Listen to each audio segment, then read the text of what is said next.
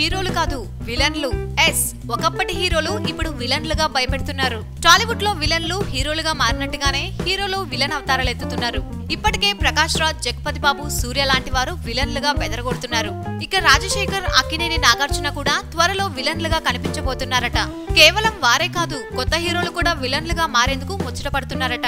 అంతేందుకు టాలీవుడ్ లో రీసెంట్ గా ఎంట్రీ ఇచ్చిన సుధీర్ బాబు బాలీవుడ్ లో విలన్ గా ఫుల్ మార్క్స్ వేసుకున్నాడు. రేపో మాపో నాగశౌర్య కూడా విలన్ గా హడలెత్తించేందుకు రెడీ అవుతున్నాడు. తనకు విలన్ గా నటించాలని ఉందని నాని కూడా మనసులో మాట చెప్పాడు. అయినా విలన్ గా యాక్ట్ చేసేందుకు ఎందుకంత క్రేజ్ అంటే, ఈ మధ్య కాలంలో హీరోతో పాటు విలన్ ను స్క్రీన్ పై ఎక్కువసేపు చూపించడం, హీరో అందం, హైట్ అండ్ వెయిట్ కు దీటుగా విలన్ ను సెలెక్ట్ చేసుకోవడమే కారణమట.